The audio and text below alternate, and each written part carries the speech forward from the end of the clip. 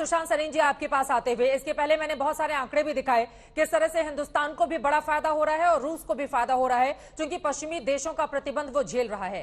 ऐसे में 50 मिनट की ये जो मुलाकात अब तक जारी है, कैसे देखा जाए? और रुपया रूबल इसको लेकर आपस में इसको लेकर जिस तरह से व्यापार की बात कही गई है एक दूसरे से, ये देखो, पहली बात तो हमारे को थोड़ी सी ना हकीकत पसंद, हमारी एक्चुअली रूस के साथ ट्रेड है क्या, क्या व्यापार क्या है?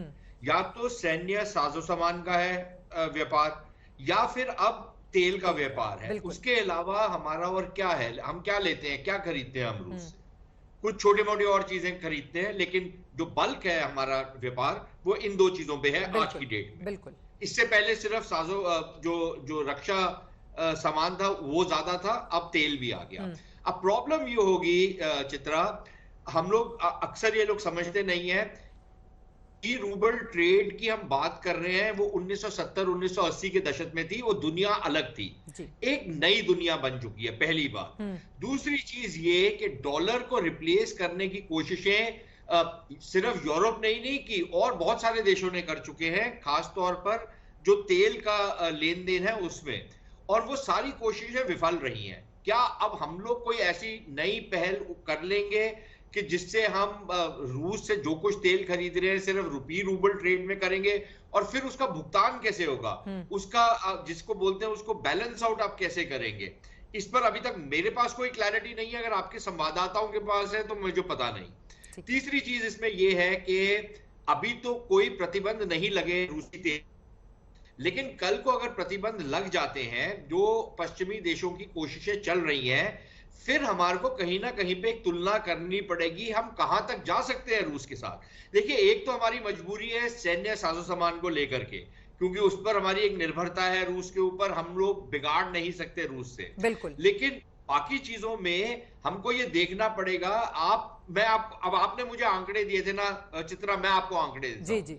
आप अमेरिका के साथ $150 बिलियन का ट्रेड करते हैं, व्यापार है आपका रूस के साथ 12, 14, 15 बिलियन डॉलर का है, ठीक है।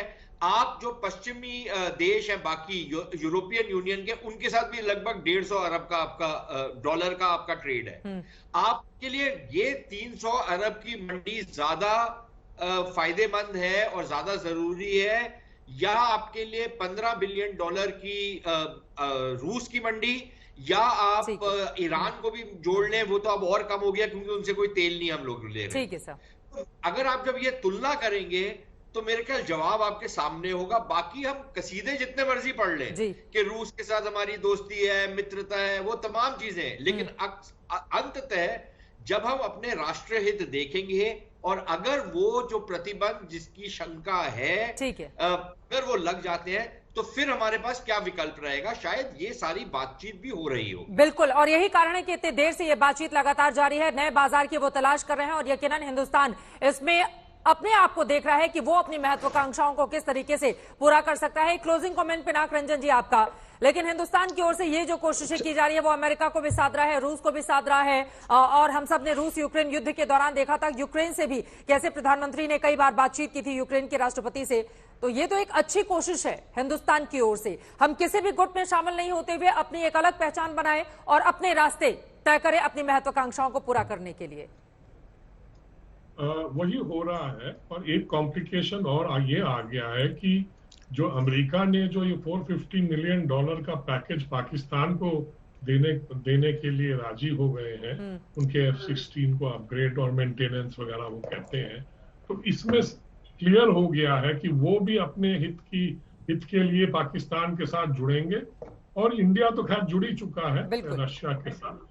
पर ट्रेड की जो बात है वो सुशांत ने बिल्कुल सही कहा कि ट्रेड की नजरिया से, उस प्रिज्म से अगर आप देखें तो हमारे western markets are more important, China is more important. और ट्रेड डेफिसिट पे मैं एक चीज कहना चाहता हूँ। देखिए, ट्रेड डेफिसिट पे जरूर है, पर ये मत भूलिए कि चाइना से जो सामान आता है वो हमारे एक्सपोर्ट ओरिएंटेड इंडस्ट्रीज में भी जाता है, इसलिए हम उसको जब एक्सपोर्ट करते हैं उससे हमको आमदनी होती है। तो ट्रेड डेफिसिट को एक टनल विजन से नहीं देखना चाहिए। अब जैसे बांग्लादेश के साथ हमारा ट्रेड $18 बिलियन हो गया और रूस के साथ वही 12 मिलियन डॉलर है, और बाकी तो रक्षा की चीजें हैं जो बिल्कुल बिल्कुल बिल्कुल